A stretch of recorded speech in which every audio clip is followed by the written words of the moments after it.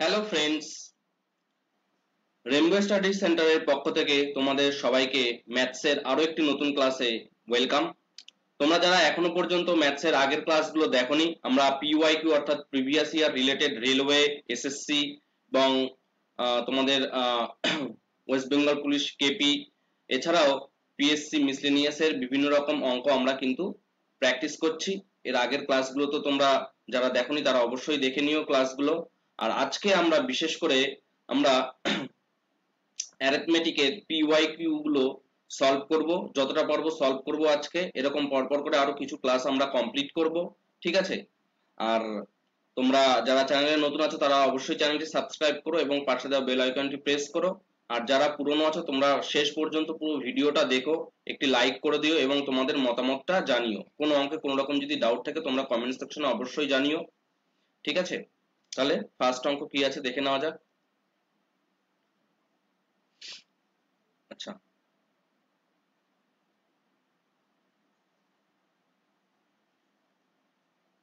দেখো কি বলা হচ্ছে যে রাজা can complete 40% of the work in 8 days, and while Dipti and Raja together complete 10% of the whole work in a day. Find the time taken হবে এটা, ঠিক আছে? এখানে এটা টেকেন হবে, একটুখানি ভুল আছে, টাইপিং মিস্টেক আছে,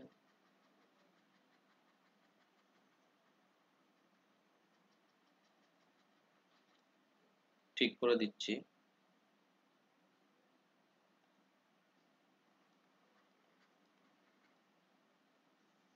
টেকেন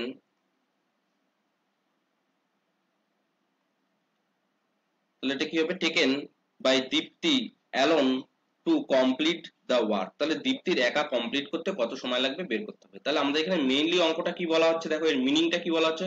বলা হচ্ছে রাজা যদি একটি কাজ এর 40% 8 দিনে সম্পন্ন করে এবং দীপ্তি এবং রাজা মিলে সেই কাজের 10% একদিনে সম্পন্ন করে, তাহলে দীপ্তির একা সেই কাজটা করতে কত সময় লাগবে আমাদেরকে বের করতে হবে, ঠিক আছে? তাহলে প্রথমে দেখো রাজার 40% মানে 40 মানে কত? 40/100, 40% মানে কত? 40/100, 2/5 হচ্ছে, অর্থাৎ 2/5। হ্যাঁ, পার্ট কমপ্লিট করতে কত টাইম লাগছে? 8 ডেজ লাগছে, ঠিক আছে? তাহলে এক অংশ কমপ্লিট করতে কত সময় লাগবে? এক অংশ কমপ্লিট করলে এখানে 5টা এর সঙ্গে গুণ হয়ে 40 হয়ে যাবে, 5 × 8 = 40, ঠিক আছে? 2 দিয়ে ভাগ করলে পরে কত হবে? 20 ডেজ। তাহলে 20 দিন টাইম লাগছে রাজার একা। এবার রাজা এবং দীপ্তির 1/10% অর্থাৎ কত? 10/100 মানে 1/10 অংশ। 1/10 অংশ কমপ্লিট করছে কততে? 1 ডেতে। এখানে কি বলা হচ্ছে? এই যে এ ডে মানে এখানে 1 ডে আমরা ধরে নেব। তাহলে এখানে এক অংশ কমপ্লিট করতে কত টাইম লাগবে? 10 ডেজ টাইম লাগবে, ঠিক আছে? তাহলে আমরা এখানে ছোট করে যদি দেখি, রাজার টাইম লাগছে কত? 20 দিন, এবং রাজা এবং দীপ্তির টোটালটা টাইম লাগছে কত? 10 ডেজ। এবার এদের যদি আমরা এলসিএম করি, 20 হবে, এখানে 1 হবে, এখানে 2 হবে। কারণ 1 থেকে যদি একটা বাদ দিয়ে দিই তাহলে আমরা দীপ্তির এফিসিয়েন্সি পেয়ে যাবো। তাহলে দীপ্তির টোটাল কত টাইম লাগবে? 20 বাই তার এফিসিয়েন্সি দিয়ে, টোটাল ওয়ার্ক ইউনিটকে তার এফিসিয়েন্সি দিয়ে ডিভাইড করলে কত পেয়ে যাবো আমরা? 20 ডেজ টাইম লাগবে। দীপ্তির এখানে কত টাইম লাগছে? 20 দিন, অর্থাৎ ডিটা আমাদের এখানে কিন্তু তাহলে রাইট অ্যান্সার হচ্ছে, ঠিক আছে? এইভাবে কিন্তু তোমরা আরো বিশেষ কিছু, এই যে শর্টকাট ফর্মুলাটা বললাম, এই ফর্মুলা দিয়ে তোমরা আরো যত রকম অঙ্ক আছে সেই অঙ্কগুলো কিন্তু খুব সহজেই তোমরা সমাধান করতে পারবে। নেক্সট অঙ্ক দেখো, নেক্সট অঙ্কটাতে কি আছে?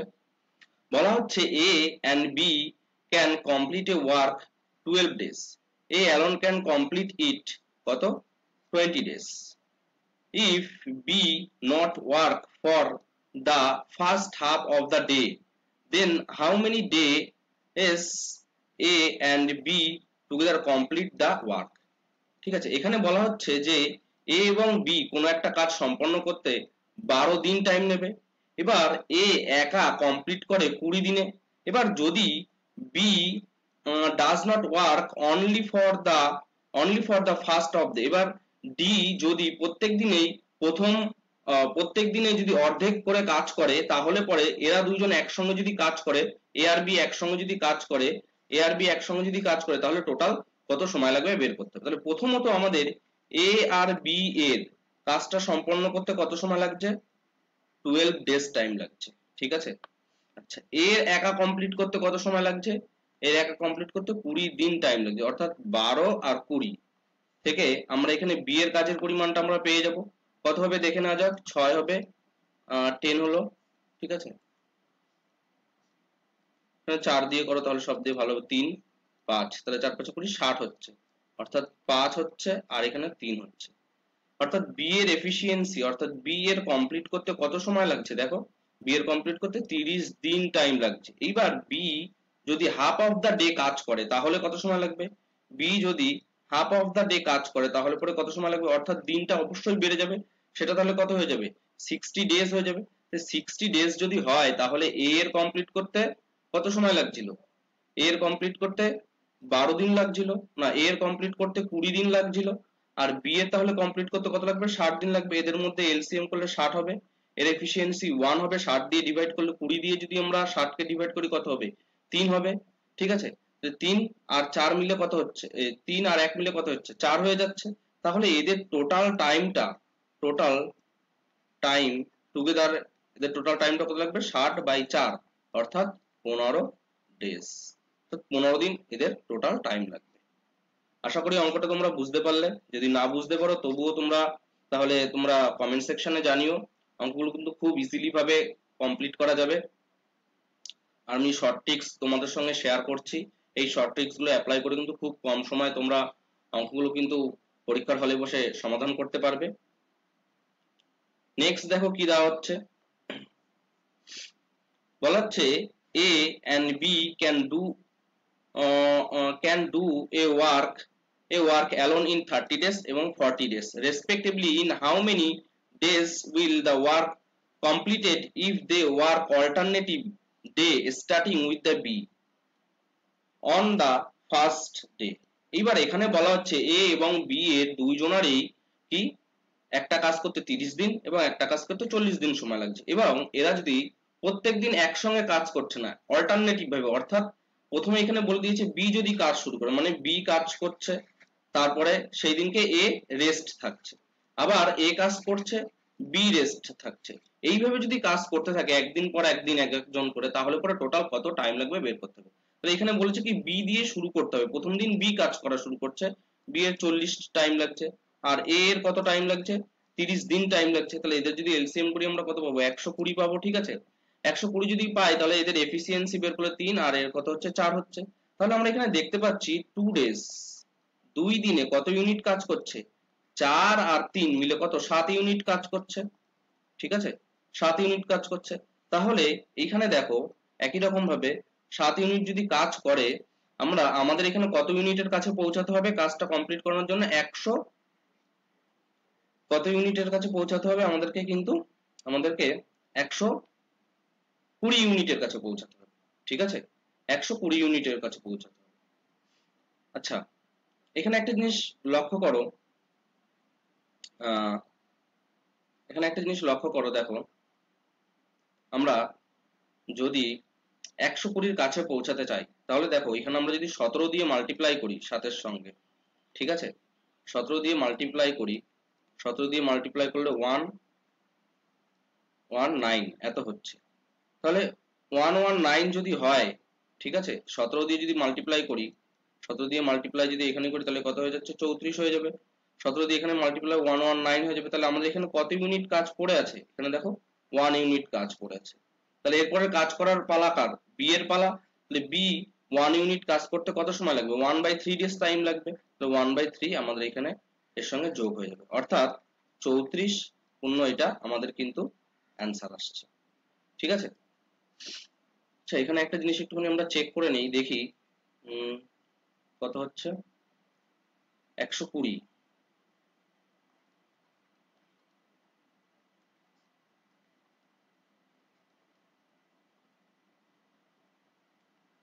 ঠিক আছে, এটাই তাহলে আমাদের এখানে কিন্তু রাইট অ্যান্সার হচ্ছে।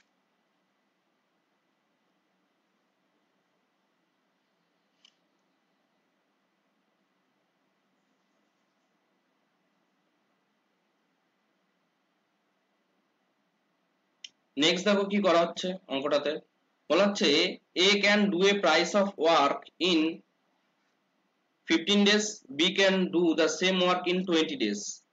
The time taken by them together to do the same work, তারা একসঙ্গে কাজ করলে, বলা হচ্ছে এর একটি কাজ করতে কত সময় লাগছে, 15 দিন সময় লাগছে, বি এর একটি কাজ করতে 20 দিন সময় লাগছে।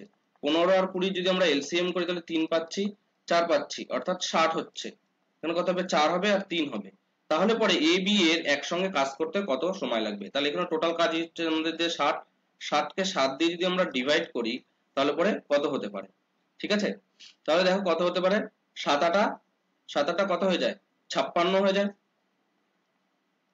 56 হয়ে যেতে 4, 4/7 আমাদের এখানে কিন্তু তাহলে রাইট অ্যান্সার হচ্ছে 8×4/7 আমাদের এখানে কিন্তু তাহলে রাইট অ্যান্সার হচ্ছে, অর্থাৎ সিটা আমাদের এখানে রাইট অ্যান্সার হচ্ছে।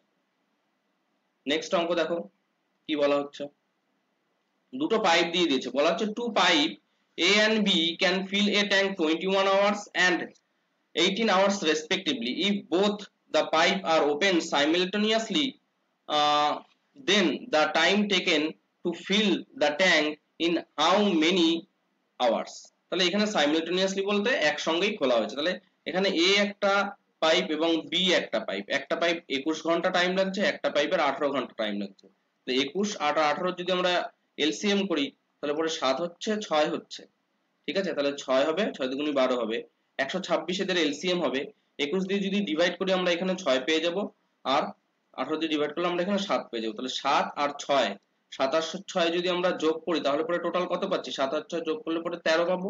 টোটাল ইউনিট কত হচ্ছে 13, এবং টোটাল এদের এফিসিয়েন্সি হচ্ছে 13, সরি এফিসিয়েন্সিটা হচ্ছে 13 এ আর বি এর, আর এদের টোটাল ইউনিট কত 126, ঠিক আছে।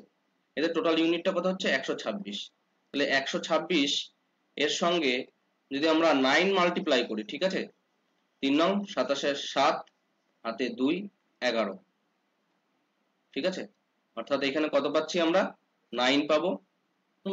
অর্থাৎ 9×9/13 ডেজ এদের টোটাল টাইম লাগবে, ঠিক আছে।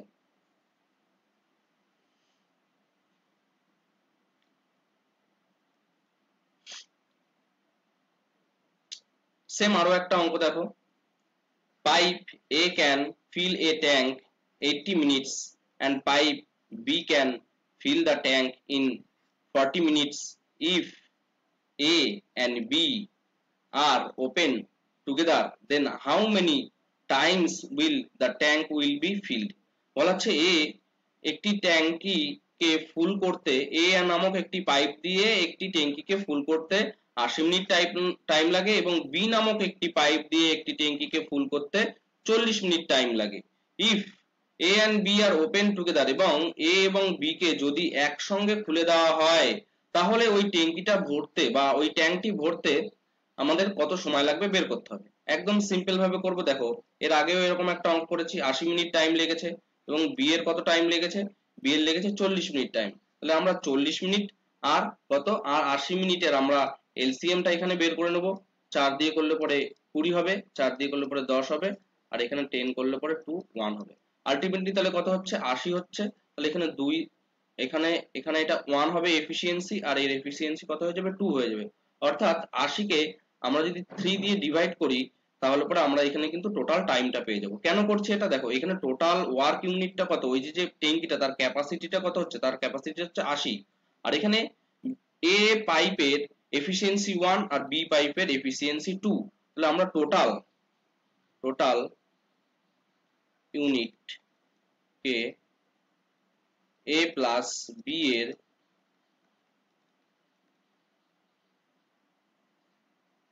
এফিসিয়েন্সি দিয়ে ডিভাইড করব বা ক্ষমতা দিয়ে আমরা ডিভাইড করব, তাহলে আমরা টোটাল টাইম পেয়ে যাব। তাহলে আমরা টোটাল টাইম পেয়ে যাব, দেখো টোটাল ইউনিট কত 80 আর এফিসিয়েন্সি কত 3, তাহলে 80/3, 80/3 করলে পরে কত হবে 6 2 20, 3 6 18, ঠিক আছে। এখানে 2, এখানে 26.2/4 3 আমাদের এখানে কিন্তু তাহলে রাইট অ্যান্সার বি, তাহলে কিন্তু আমাদের এখানে রাইট অ্যান্সার হচ্ছে। নেক্সট দেখো কি বলা হচ্ছে, পাইপ এ, এটা কিন্তু এ, এটা কিন্তু এ হবে, এটা বলতে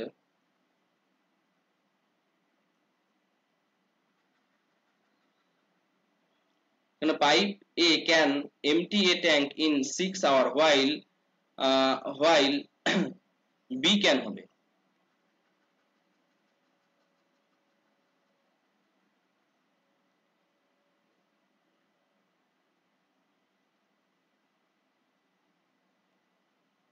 একটু টাইপিং মিস্টেক আছে।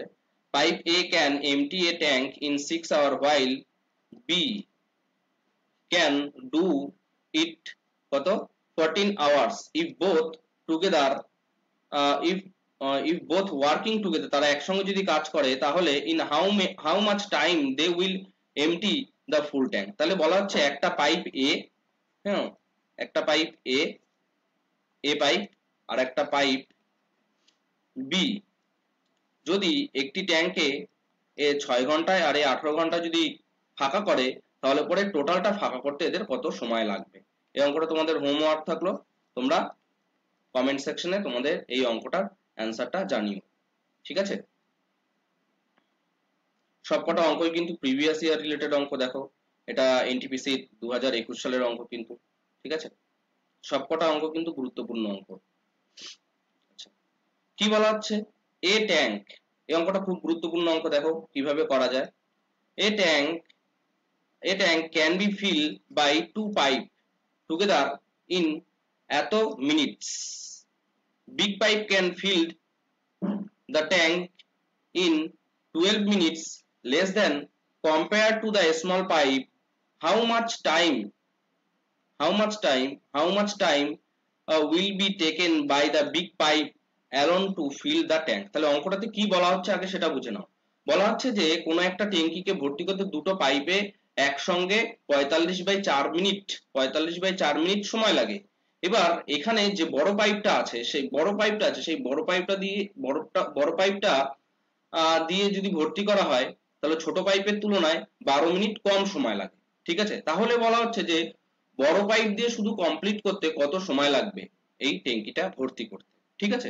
তাহলে আমরা দেখো সিম্পলি ভাবে পাইপ এ আর বি ধরলাম, এর ধরছি টি সময় টাইম লাগছে আর এর কত টি প্লাস 12 সময় টাইম লাগবে। তাহলে এদের এলসিএম টা কত হবে, এদের এলসিএম টা হবে টি ইন্টু টি প্লাস 12 হবে, ঠিক আছে। তাহলে এখানে এফিসিয়েন্সিটা কত হবে টি প্লাস 12 হবে আর এর কি হবে, এর ক্ষেত্রে টি হবে। তাহলে আমাদের এখানে টোটাল টাইমিংটা কত লাগবে, টোটাল টাইমিং হচ্ছে টি ইন্টু টি প্লাস 2 বাই এই টি প্লাস 12 আর টিটা যোগ হবে, তাহলে 2t প্লাস 12 হবে, 2t প্লাস 12 হবে। 2t প্লাস 12 এর মানটা কত 45/4, ঠিক আছে। তাহলে এখানে আমরা যদি মাল্টিপ্লাই করি তাহলে দেখো কত হবে 4t স্কয়ার হচ্ছে। আচ্ছা, এখানে মাল্টিপ্লাই করার আগে এখান থেকে দেখো 2 যদি আমরা বাদ দিয়ে দিই তাহলে পরে কত হচ্ছে, 2 দিয়ে যদি আমরা এখানেই বাদ দিয়ে দিই তাহলে পরে কত হবে, t হবে এটা 6 হয়ে যাবে, 45/2 হবে। তাহলে এখানে 2t স্কয়ার হবে, এটা কত হবে 4t হবে। আচ্ছা, এখানে এটা 2 না, এখানে এটা কত হচ্ছে, এখানে এটা কিন্তু 12 হচ্ছে, ঠিক আছে, 12t হচ্ছে। আচ্ছা, তাহলে এটা কত হয়ে যাবে, এটা হয়ে যাবে 24t হয়ে যাবে। আচ্ছা, 24t যদি হয়ে যায় 24t হচ্ছে আর এখানে 45t হচ্ছে আর এখানে কত হচ্ছে, এখানে 270 হচ্ছে, ঠিক আছে। তাহলে এখানে আমরা যদি হিসেব করি, এর যদি মিডল টার্ম করি এটাকে যদি আমরা মিডল টার্ম করি তাহলে পরে কত হবে সেটা আমরা দেখব। এখানে মিডল টার্ম করলে আমরা t সমান সমান একটা 18 পেয়ে যাব আর একটা t সমান সমান -15/12 পেয়ে যাব। কি বললাম, -15/12 পেয়ে যাব। অর্থাৎ এইটা তো নেগেটিভটা আমরা কখনোই নেব না, হ্যাঁ নেগেটিভ কারণ টাইম কখনো সম্ভব না, অর্থাৎ t সমান সমান 18, অর্থাৎ 18 মিনিট আমাদের এখানে কিন্তু তাহলে রাইট অ্যান্সার হচ্ছে। অঙ্কটা কিন্তু খুব ইম্পর্টেন্ট অঙ্ক, আরপিএফ এ এসেছিল, এছাড়াও অন্যান্য বিভিন্ন রকম এক্সাম আছে, সেই এক্সামে কিন্তু এই অঙ্কটা কিন্তু বারবার দেখা যায় যে এই অঙ্কটা দিচ্ছে, এই টাইপস এর অঙ্ক দিচ্ছে, হয়তো সংখ্যা পাল্টে দিতে পারে। এবার দেখো কি বলা হচ্ছে, find the simple interest on this at the 60% per annum for 73 days of the no leap year। বলা হচ্ছে সিম্পল ইন্টারেস্টটা বের করতে হবে এই টাকার উপরে এত দিনের জন্য। আচ্ছা, আমরা 73 ডেজ কে আমরা যদি 65 দিয়ে ডিভাইড করি তাহলে সেটা কত ইয়ার হয়ে যাবে 1/5 ইয়ার হয়ে যাবে। ঠিক আছে, এক বছরের 5 ভাগের 1 ভাগ হচ্ছে এত দিন হয়। হ্যাঁ, তাহলে পরে এখানে কত হচ্ছে 1/5 ইয়ার পেয়ে যাচ্ছি আমরা। তাহলে এখানে টাকার পরিমাণ কত 48, 7 50 60% বাই কত 100। ঠিক আছে, ইনটু এখানে ইনটু টাইমটা কত 1/5। ঠিক আছে, এখানে টাইমটা হচ্ছে 1/5। তাহলে আমাদের এখানে সিম্পল ইন্টারেস্টটা কত হবে আমাদের কিন্তু এখানে বের করতে হবে। দেখো এখান থেকে 00টা 16% না, এটা এটা একটু ভুল আছে এখানে। ঠিক আছে, একটু ভুল আছে, এটা 16% হবে, 16% হবে, 16% হবে, কেটে দিচ্ছি। আচ্ছা 5 দিয়ে যদি আমরা এটাকে ডিভাইড করি দেখো কত হচ্ছে 5 নং 45। ঠিক আছে,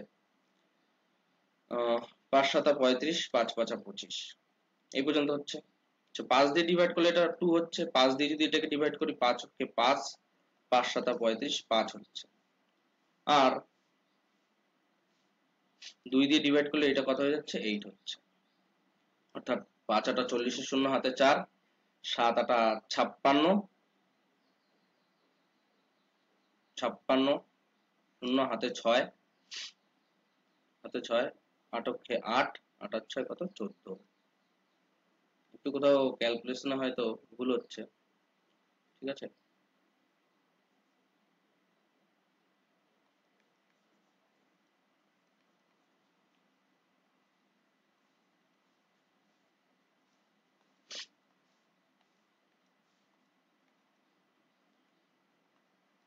48 7 50 16%, 1/5 ইন্টু 1/100। ঠিক আছে, এখান থেকে এইটা সমান সমান আমাদের সিম্পল ইন্টারেস্ট হচ্ছে 5 দিয়ে ডিভাইড করছে কত হচ্ছে দেখো 5 9 45, 5 7 35, 2 থাকছে 5 7 5 7 35 হচ্ছে, আর 5 5 25 হচ্ছে। ঠিক আছে, আচ্ছা 2 দিয়ে যদি এটাকে করি তাহলে 8 হবে, 2 দিয়ে এটা করলে পরে কত হবে 5 হবে। 5 দিয়ে যদি আমরা এটাকে ডিভাইড করি তাহলে পরে কত হচ্ছে দেখি 5 অক্ষে 5, 5 নং 45, আর 5 5 25, তাহলে পরে কত হচ্ছে 5 6 5 8 40 শূন্য হাতে 4, 8 নং 72, 72 আর 4 76, 6 হাতে হচ্ছে যে 7 হচ্ছে, 7 6 15 হচ্ছে। অর্থাৎ 1560টা আমাদের এখানে কিন্তু রাইট অ্যান্সার হচ্ছে।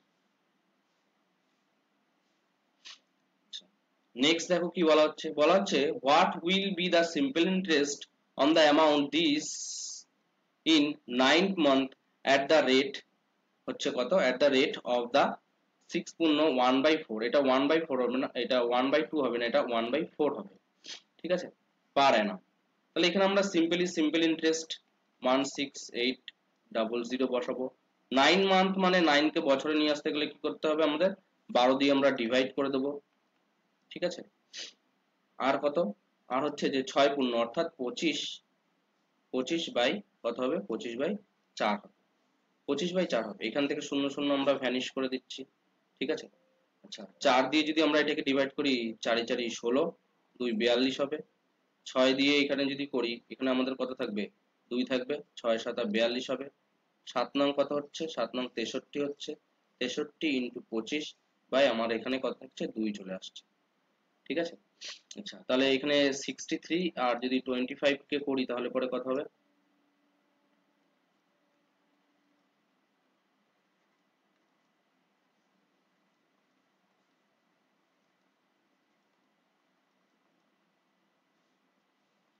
1575 বাই 2 ডিভাইড করলে 1575 কে ডিভাইড করলে পরে কত হচ্ছে দেখা যাক 7 দুগুনি 14 হচ্ছে, 1 7 থাকছে। ঠিক আছে, 8 দুগুনি 16 হয়ে যাচ্ছে, 1 থাকছে, 5 থাকছে, আবার কত 7 দুগুনি 14 হয়ে যাচ্ছে, 1 থাকছে, পয়েন্ট দিয়ে আমরা 5 নিয়ে নিলাম। অর্থাৎ 787.50। হ্যাঁ, এটা আমাদের এখানে কিন্তু রাইট অ্যান্সার হচ্ছে। ঠিক আছে, এখানে পয়েন্ট হবে।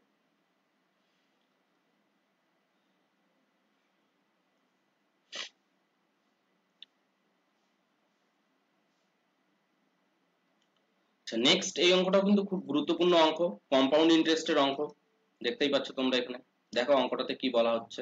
বলা হচ্ছে a sum of money invested at the 10% compound interest per annum amount this in 2 years, এখানে একটু ভুল আছে, in 2 years হবে, in 2 years interest compounded annually what was the sum of the invested, কত পরিমাণ টাকা সে ইনভেস্ট করেছিল সেই পরিমাণটা আমাদের এখানে বের করতে হবে। সিম্পল ভাবে করব, দেখো আমরা 2 বছরের ক্ষেত্রে একটা ছক করে নেব, 2 বছরের ক্ষেত্রে 2 বছরের জন্য এরকম একটা আমরা ছক করে নিলাম, ঠিক আছে। এখানে টোটাল প্রিন্সিপালটা আমাদের এখানে রেট অফ ইন্টারেস্ট কত বলেছে 10%, 10% মানে কত 1/10, তাহলে p এর 1/10, p এর 1/10, p/10, p/10, আর এখানে কত p/100। তাহলে এই সবকটা যদি যোগ করি তাহলে আমাদের সমৃদ্ধ মূল্যের পরিমাণ টোটাল অ্যামাউন্টটা কত হবে, এত টাকা হবে। অর্থাৎ এখানে p যোগ 2p/10 আর এখানে p/10, ঠিক আছে। এই টাকাটার পরিমাণ কত 10164, ঠিক আছে। তাহলে এখানে আমরা 100 দিচ্ছি, এখানে কত হবে আমরা 100p, 20p, আর এখানে শুধু এত হবে, তো 10164, ঠিক আছে। সেইখানে এটা হিসাব করলে কত হবে 121/100 হবে, ঠিক আছে। কত হচ্ছে 121/100 সমান সমান এত p ইকুয়াল টু 10164, এই পরিমাণটা হচ্ছে, ঠিক আছে। এবার এদেরকে দেখো আমরা যদি 21 দিয়ে মানে p সমান সমান যদি আমরা করি, p সমান সমান যদি করি তাহলে 10164 ইন্টু 100 বাই 21 দিয়ে ডিভাইড করব, 21 দিয়ে ডিভাইড করা মানে কি 11/11 দিয়ে ডিভাইড করা, তাহলে এখানে এক এত এতকে যদি আমরা 11 দিয়ে যদি ডিভাইড করি 99 হচ্ছে, 2 হবে 6 হবে, 2 দিয়ে ডিভাইড করলে 2 হচ্ছে, 4 হচ্ছে, অর্থাৎ এখানে কত হচ্ছে, এখানে 4 হবে, এখানে 4 হবে, অর্থাৎ 924/11 থাকছে, আবার 100 থাকছে, 11 দিয়ে যদি এটাকে যদি আমরা ডিভাইড করি কত হবে 88 হবে, ঠিক আছে। 88 হবে, 88 আর 4 তাহলে 4000, 8400 আমাদের এখানে কিন্তু তাহলে রাইট অ্যান্সার হচ্ছে।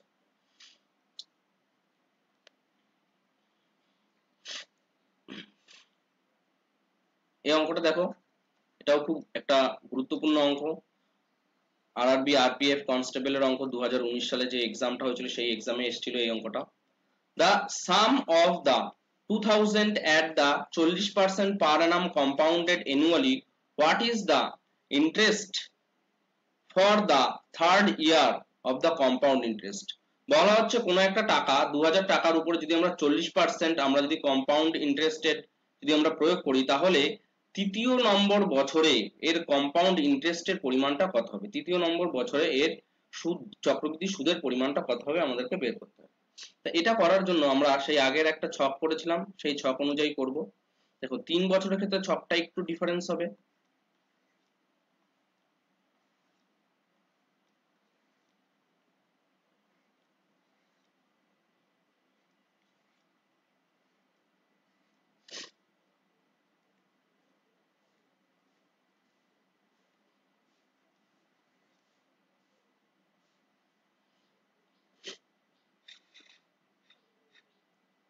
আচ্ছা দেখো কি হচ্ছে, আমাদের এখানে টোটাল টাকার পরিমাণটা কত 2000 টাকা, 40% মানে কত,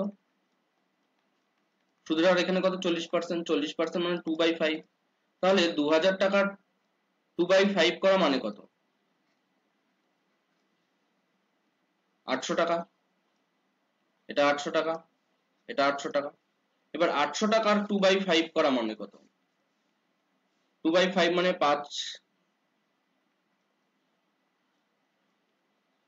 320 টাকা, 320, 320, আর এখানে 320 টাকার 2/5 করা মানে কত, 2/5 করা মানে হচ্ছে দেখো 5 ছক 30 হয়ে যাচ্ছে, 8 হচ্ছে, অর্থাৎ 8 হচ্ছে আর 12 হচ্ছে 128 হচ্ছে, ঠিক আছে।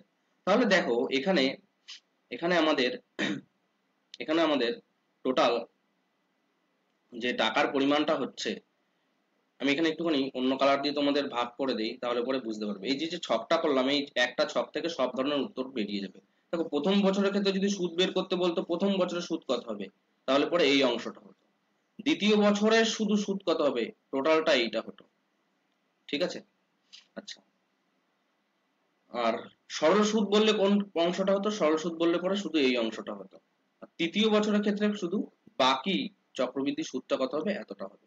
আর যদি সুদ আসলের পার্থক্য বলতো তাহলে কত, কোনটা হতো, তাহলে এটা হতো। তাহলে আমাদের এখানে কি চেয়েছে, থার্ড ইয়ারের কম্পাউন্ড ইন্টারেস্টটা চেয়েছে। তাহলে থার্ড ইয়ারের কম্পাউন্ড ইন্টারেস্ট কত হবে, এখানে 800 হবে, 800। আর এখানে কত হবে, 400, 640 হবে। আর কত হবে, 128 হবে।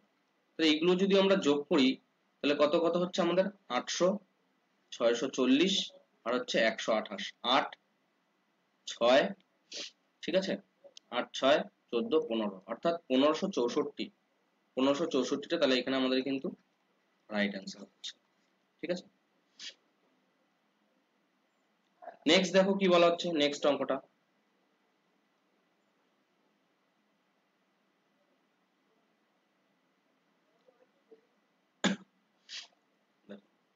বলা হচ্ছে Jack obtained 45% mark in a test and failed by the 80 marks. If often 65 mark, he would have got 6 marks more than the minimum marks required to pass the test. How much were the maximum mark on one could obtained in the test? এখানে বলা হচ্ছে Jack কোনো একটা পরীক্ষাতে 45% number পেলে সে 18 নম্বরের জন্য fail করে, এবং সে 65% নাম্বার পেলে পরে সে টোটাল নাম্বারের থেকে 5 নাম্বার থেকে আবার 6 নম্বর বেশি পেয়ে থাকে। তাহলে পরে বলো যে পরীক্ষাটা টোটাল কত নম্বরের ছিল, পরীক্ষাটা টোটাল কত নম্বরের ছিল আমাদের এখানে বের করতে হবে। তাহলে এখানে আমরা সিম্পল ভাবে অঙ্কটা অ্যাপ্রোচ করব। আমরা ধরে নিচ্ছি টোটাল পরীক্ষাটা x নাম্বারের, তাহলে 45% এর x, তার সঙ্গে সে যদি 18 নম্বর পেতো তাহলে সে পাস করতো। আচ্ছা 65 নাম্বারের x, হ্যাঁ 6 নম্বর বেশি পেয়েছে তাই 6 নম্বর মাইনাস করে দিচ্ছি। তো এই সাইডে যদি আমরা এটাকে যদি নিয়ে আসি তাহলে পরে কত হবে, 24 হবে। আর এইদিকে নিয়ে আসলে এখানে 20/100 হবে। ঠিক আছে, এখান থেকে কাটাকাটি করলে পরে কত হবে, 5 হবে। অর্থাৎ x সমান সমান 24 × 5, অর্থাৎ 4 × 5 = 20, শূন্য হাতে 2, 10, 120 নম্বরের টোটাল পরীক্ষাটা ছিল। আশা করি তোমরা বুঝতে পারলে অঙ্কটা। খুব ইজি অঙ্ক, কিন্তু এই টাইপের অঙ্ক কিন্তু বিভিন্ন রকম এক্সামে আসছে। দেখো এনটিপিসি সেকেন্ড স্টেজ 2 এর মতন এক্সামে কিন্তু এই ধরনের অঙ্ক কিন্তু দিচ্ছে। অশোক spent এত of his monthly income and save this every month. What is his monthly income? তাহলে তার মান্থলি ইনকাম কত বের করতে হবে। আচ্ছা স্পেন্ড করছে কত, স্পেন্ড করছে কত, 10%। 10% মানে কত জানি আমরা, 1/10। অর্থাৎ 100 টাকা যদি ইনকাম করে সে, তাহলে সেভ করছে কত টাকা, 1 টাকা। না, খরচ করছে 1 টাকা, তাহলে সেভ করছে কত টাকা, 9 টাকা সেভ করছে। স্পেন্ড মানে খরচ, 9 ইউনিট সমান সমান 54 হচ্ছে। তো 6 নং 1 সমান সমান কত হবে, 9 দিয়ে ডিভাইড করলে 6 নং 54, তাহলে 1 ইউনিট সমান সমান 600 আসছে। তো টোটাল ইনকামে কত আছে, টোটাল আমাদের ইনকাম হচ্ছে যে 10 ইউনিট। তাহলে 10 ইউনিটটা 600 এর সঙ্গে যদি আমাদের মাল্টিপ্লাই হয়ে যায় তাহলে কত হয়ে যাবে উত্তর, তার ইনকামটা পার মান্থলি ইনকাম কত হয়ে যাবে, তার 6000 টাকা হয়ে যাবে। অর্থাৎ ডিটা তাহলে কিন্তু আমাদের এখানে রাইট অ্যান্সার হচ্ছে। Ravi's salary is এত more than Mohan's salary. If Mohan's salary is this, uh, then the Ravi's salary, এখানে একটুখানি প্রিন্টিং মিস্টেক আছে, এটা Ravi's salary হবে। Ravi's salary তাহলে কত, Ravi's salary will be কত হবে সেটা আমাদেরকে বের করতে হবে। তাহলে বলা হচ্ছে Ravi's salary, হ্যাঁ 20% more than Mohan's salary, 20% more than Mohan's salary, 20% more than মোহন স্যালারি কত, এত, এর 20% মোর দেন। তাহলে আমরা এইভাবে বের করে নিতে পারবো। শূন্য হচ্ছে, শূন্যটা এই শূন্যটা এই শূন্যটা দুটো শূন্য কেটে গেল, তাহলে পরে কত হচ্ছে 600, যোগ 2 করলে পরে কত হবে, 16 দুগুনি 32 হবে। অর্থাৎ এটা যদি আমরা যোগ করি তাহলে পরে কত, 0 2 9 1, অর্থাৎ 120 হচ্ছে রবির স্যালারি হবে। ঠিক আছে, তাহলে দেখো বিটা আমাদের এখানে কিন্তু তাহলে রাইট অ্যান্সার হচ্ছে। নেক্সট দেখো কি বলা হচ্ছে অঙ্কটাতে, বলা হচ্ছে the selling price of the 32 items is equal to the cost price of the 38 items, find the profit percentage। Profit percent কত বের করতে বলেছে। আচ্ছা অঙ্কটা কি বলছে, বলা হচ্ছে যে 12টা কোনো 12টা কোনো আইটেম, 12টা জিনিস, 32টা জিনিস যদি আমরা যে দামে বিক্রি করছিলাম, ঠিক আছে, সেই দামটা হচ্ছে 38টা জিনিসের ক্রয় মূল্যের সঙ্গে সমান হচ্ছে।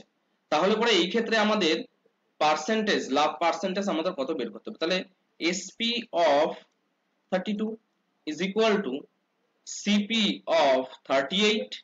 ঠিক আছে, তাহলে এসপি বাই যদি আমরা সিপি করি তাহলে পরে কত হবে, 38 বাই 32 হবে। এখান থেকে 2 দিয়ে যদি আমরা ডিভাইড করি তাহলে দেখো কত হচ্ছে, 2 অক্ষে 2 9 হবে, আর এখানে 2 দিয়ে করলে পরে 16 হবে। অর্থাৎ কত হচ্ছে, কত লাভ হচ্ছে, 3 টাকা লাভ হচ্ছে। যে কত টাকায় লাভ হচ্ছে, 3 টাকা, 16 টাকায় 3 টাকা, তাহলে 100 টাকায় কত লাভ হবে, প্রফিট পার্সেন্ট। ঠিক আছে, তাহলে এখানে কত লাভ হবে আমাদেরকে বের করতে হবে। দেখো কত হচ্ছে, 300 বাই 16। ঠিক আছে, তাহলে 300 বাই যদি 16 হয়, দেখো 300 বাই 16 যদি হয়, আমরা এখানে যদি একটু কাটাকাটি করি, দেখো 4 দিয়ে, আচ্ছা এখানে যদি করি আমরা 4 দিয়ে করলে পরে 25 হচ্ছে, আর এখানে 4 দিয়ে করলে পরে 4 হচ্ছে, 3 25 কত হচ্ছে, 75। তাহলে 75 বাই 4, 75 বাই যদি আমরা 4 করি তাহলে পরে কত হবে আমাদেরকে বের করতে হবে। দেখো 75 বাই যদি 4 করি, 4 অক্ষে 4 হচ্ছে, 3 5 হচ্ছে, 4 নং 36 হয়, 4 আটা কত হচ্ছে, 32 হচ্ছে, এখানে 3 হচ্ছে, তাহলে 18 পূর্ণ 3 বাই 4 আমাদের এখানে কিন্তু রাইট অ্যান্সার হচ্ছে। প্রফিট পার্সেন্টেজ তাহলে কত হচ্ছে, 18 পূর্ণ 3 বাই 4 হচ্ছে। নেক্সট অঙ্কটা দেখো কি বলা হচ্ছে, বলা হচ্ছে একই রকম ভাবে ঠিক এর আগের অঙ্কটার মতোই, বলা হচ্ছে selling price of the 9 article is equal to the cost price of the 15 article, in this transaction there is the loss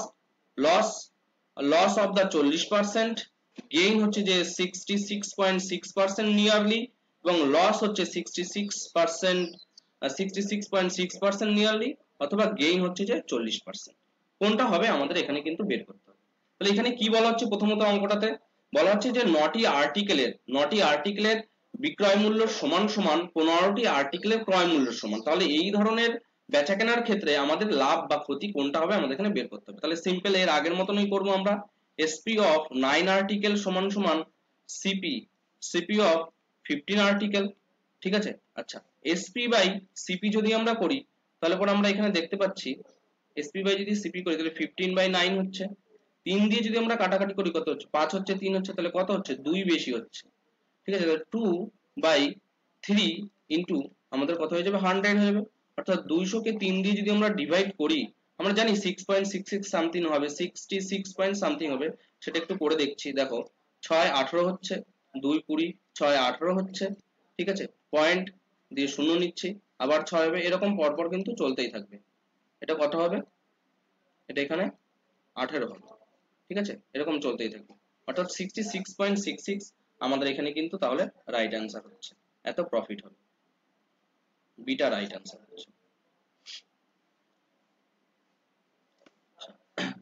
এরকম করে দেখো, খুব গুরুত্বপূর্ণ একটা অঙ্ক, অঙ্কটা কিন্তু বারবার বিভিন্ন রকম এক্সামে আসছে, এটা গ্রুপ ডি 2022 এর অঙ্ক, খুব ইম্পর্টেন্ট অঙ্ক। দেখো কি বলা হচ্ছে, বলা হচ্ছে এ dealer claims to sell his good at the cost price but use the weight that actually the weight 80 800 gram, though the 1 kg is written on it, find the gain percentage। তাহলে এর gain percentage কত হবে আমাদের কিন্তু বের করতে হবে।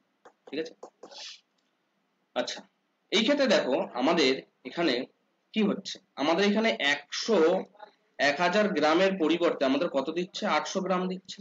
তাহলে এখানে ত্রুটিটা কত হচ্ছে, 1000 গ্রাম মাইনাস 800, কততে এই ভুলটা হচ্ছে, 8000 এ ভুল, 800 তে ভুল হচ্ছে, তাহলে 100 তে আমাদের কতটা ত্রুটি হচ্ছে সেই হিসাবে আমাদের কিন্তু এখানে লাভ হবে, গেইন পার্সেন্টেজটা আমাদের এখানে এটাই হবে। ঠিক আছে, তাহলে এখান থেকে 0 0 এই দুটো কিন্তু ডিভাইড হয়ে যাচ্ছে, অর্থাৎ এখানে পড়ে থাকছে কত 200, 200/8 হচ্ছে, 200/8 হওয়া মানে কত আমাদের 25% আমাদের এখানে তাহলে কিন্তু রাইট অ্যান্সার হচ্ছে। ঠিক আছে, কোথায় এ তাহলে কিন্তু আমাদের এখানে রাইট অ্যান্সার হচ্ছে। নেক্সট আরো একটা অঙ্ক দেখো, তো খুব ইজি অঙ্ক। ঠিক আছে, আমি তোমাদের একটু বুঝিয়ে দিচ্ছি। Amal buy a old bicycle for the 4,000 and spent 400 for its repair.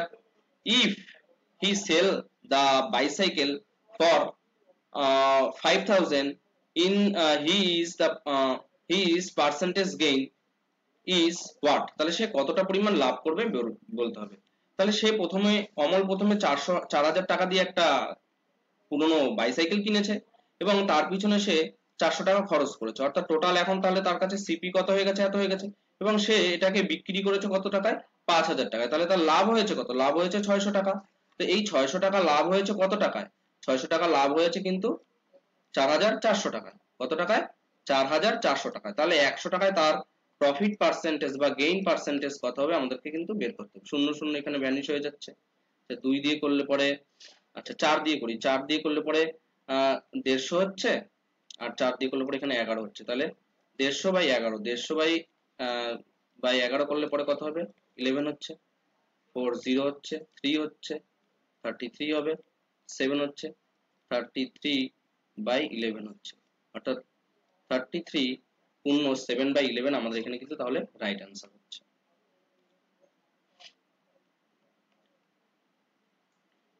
আচ্ছা, এই অঙ্কটা দেখো কিভাবে আমরা কমপ্লিট করব।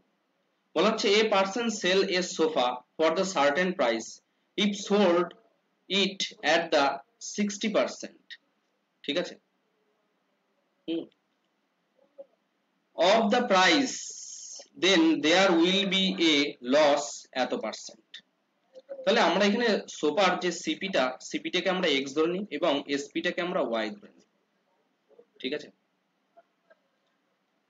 এবার তাহলে ওয়াই এর 60%-এ বিক্রি করছে এবং এক্স এর 20%-এ এর লস হচ্ছে, 20% লস হলে পর তাহলে দামটা কত হচ্ছে 80 হচ্ছে। তাহলে এখান থেকে 0 0 ভ্যানিশ হয়ে যাচ্ছে, এটা ভ্যানিশ হয়ে যাচ্ছে।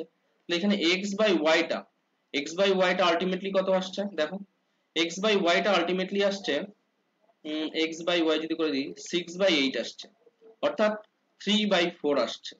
তাহলে এখানে আমরা একটা জিনিস লক্ষ্য করতে পারছি যে এখানে বলা হচ্ছে যে the profit percentage when the sofa was sold at the original price, যদি অরিজিনাল প্রাইসে সোল্ড করা হয় তাহলে তার লাভ কত হবে। তাহলে অরিজিনাল প্রাইসে তাহলে এখানে লাভ কত হচ্ছে, এখানে লাভ কত হচ্ছে 1 হচ্ছে, কততে 3 এর হচ্ছে 1, তাহলে 100-এ কত হবে আমাদের এটা কিন্তু বের করতে হবে। এটা করলে পরে আমরা 33.1/3%, এটা আমাদের রাইট অ্যান্সার হয়ে যাবে। তো প্রফিট পার্সেন্টেজ। আশা করি তোমরা এই অঙ্কটা বুঝতে পারলে। এই ধরনের অঙ্ক কিন্তু বারবার কিন্তু বিভিন্ন রকম এক্সামে আসছে, এই ধরনের শর্ট ট্রিক্স এর অ্যাপ্লাই করে কিন্তু তোমরা অঙ্ক খুব কম সময়ের মধ্যে কমপ্লিট করতে পারবে। ঠিক আছে, আর অঙ্কটা যদি না বুঝতে পারো তোমরা কমেন্ট সেকশনে জানাও, নেক্সট ক্লাসে তাহলে এরকম আরো অনেক অঙ্ক তোমাদের সামনে করানো হবে, যে অঙ্কগুলো তোমাদের ডাউট ক্লিয়ার হবে। ঠিক আছে, আচ্ছা কি বলা হচ্ছে দেখো, a dealer sold two type of the goods each কত এত টাকা, one of them one of them lost 20% and other gain the 20%. His gain or the loss percentage in the entire transaction. আচ্ছা, এই অঙ্কটা করার ক্ষেত্রে খুব গুরুত্বপূর্ণ একটা শর্ট ট্রিক্স আমরা অ্যাপ্লাই করব, যখন আমাদের এসপি দুটোর ক্ষেত্রে কিন্তু সেম বলে দেব। কি বলেছে আমাদের এখানে, এই যে sold two type of the goods for the each কত 10,000, তখন আমরা এখানে যে পার্সেন্টেজটা থাকবে, আর এই ক্ষেত্রে আর এই যে গেইন পার্সেন্টেজ আর লস পার্সেন্টেজ যদি সেম থাকে, সবসময় মনে রাখবে এখানে কিন্তু টোটাল ট্রানজ্যাকশনটা সবসময় কি হবে, লসই হবে। সেটা কত হচ্ছে, এত হচ্ছে, সেই পরিমাণটা লস লস পার্সেন্টেজটা কত আমরা বের করবো। কত হচ্ছে 20^² মাইনাস কেন হচ্ছে, তার কারণ হচ্ছে লস হচ্ছে তাই। ঠিক আছে, তাহলে এখানে পরে কত হবে আমাদের 400 হবে বাই 1 হবে, তাহলে এখানে কত 0 0 ভ্যানিশ হয়ে যাচ্ছে, অর্থাৎ -4 আসছে। -4 মানে কত, লস 4% হচ্ছে, তাহলে 4% আমাদের এখানে কিন্তু তাহলে রাইট অ্যান্সার হচ্ছে। আচ্ছা, আরো একটা গুরুত্বপূর্ণ অঙ্ক দেখো, অঙ্কটা কিভাবে খুব সহজে সমাধান করা যায়। ঠিক আছে, আচ্ছা কি বলা হচ্ছে, প্রকাশ lends a parts of 20,000 at the 8% simple interest and remaining at the 4/3% simple interest in his total income after a year, was কত 800, find the sum lent the 8%।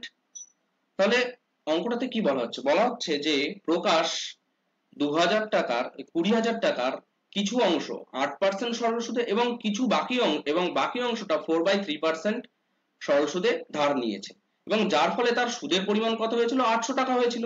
তাহলে সে 8% সুদে কত টাকা ধার নিয়েছিল আমাদের এটা বের করতে হবে। তাহলে প্রথম ক্ষেত্রে দেখো আমাদের এখানে সুদের পরিমাণ প্রথম যদি 800 টাকা হয়, ঠিক আছে, সুদের পরিমাণ আমাদের এখানে 800 টাকা যদি হয় এবং কত টাকায় 20,000 টাকা, তাহলে এবং সুদের হারটা আমরা ধরে নিচ্ছি r%, এখানে 100 হচ্ছে, এখান থেকে শূন্য শূন্য গুলো আমরা ডিভাইড করছি, এখান থেকে শূন্য শূন্য ডিভাইড করছি, অর্থাৎ r সমান সমান আমাদের 4 আসছে, অর্থাৎ 4%-এ আমরা আমাদের টোটাল ট্রানজেকশনটা হয়েছে। ঠিক আছে, আচ্ছা এবার প্রথমে ধরো 8%, 4/3%, এখানে কত হচ্ছে 4%, এর উপর আমরা অ্যালিগেশন পদ্ধতি অ্যাপ্লাই করব, 4 পেয়ে যাচ্ছি 4%, আচ্ছা 4 পেয়ে যাচ্ছি, এখানে পার্সেন্টেজ দেওয়ার কোনো দরকার নেই, ঠিক আছে, শুধু সংখ্যাটা নাও। আচ্ছা এখানে কত হবে, এখানে 4 - 4/3 হবে, 4 - 4/3 হলে পরে কত হচ্ছে দেখো, 3 4 12, 12 থেকে যদি 4 বাদ দিয়ে দেওয়া হয় এখানে কত 4 হচ্ছে, 3 4 12, 12 থেকে যদি 4 বাদ দেওয়া হয় 8/3 হচ্ছে, তাহলে আর এখানে কত হচ্ছে 4 আসছে, তাহলে এখানে 8:4, এটা যদি আমরা ক্যালকুলেট করি তাহলে কত হবে 4:3 ডিভাইড করলে পরে 2 হচ্ছে, 2:3 আমাদের এখানে কিন্তু রেশিওটা আসছে 8% এর জন্য আর 4/3% এর জন্য। আমাদের এখানে কিসের জন্য বের করতে বলেছে, 8% এর রেসপেক্টে বের করতে বলেছে। তাহলে পরে দেখো 2000, হ্যাঁ 2000 এর 2000 এর কত হচ্ছে, এখানে 5 হচ্ছে, আর এখানে ভাগে কত আছে 2 আছে, 2 হবে, 5 দিয়ে যদি আমরা করি 4 5 20 আর 3টে শূন্য, অর্থাৎ 800 টাকা আমাদের এখানে কিন্তু, তাহলে 800 না 8000 টাকা আমাদের এখানে তাহলে কিন্তু রাইট অ্যান্সার হচ্ছে। তো 8% সুদে সে 8000 টাকা ধার নিয়েছিল।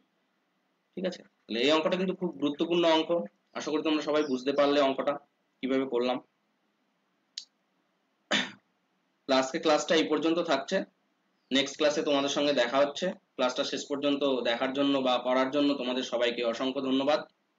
আর আমরা নেক্সট ক্লাসে আরো বিশেষ গুরুত্বপূর্ণ অ্যারিথমেটিকের অঙ্ক সলভ করব এবং তাদের শর্টকাট প্রসেসগুলো দেখব। তোমরা যারা ইন্টারেস্টেড আছো তারা অবশ্যই ক্লাসগুলো তোমরা পরপর দেখতে থাকো, তোমাদের অনেক উপকার হবে। তার সঙ্গে সঙ্গে তোমরা বইয়েরও বিভিন্ন রকম অঙ্ক প্র্যাকটিস করতে পারো, এবং তোমাদের কোনো টপিকে, অঙ্কের কোনো টপিকে যদি তোমাদের কোনো ডাউট থাকে তোমরা কমেন্ট সেকশনে জানিও। তাহলে দেখা হচ্ছে নেক্সট ক্লাসে।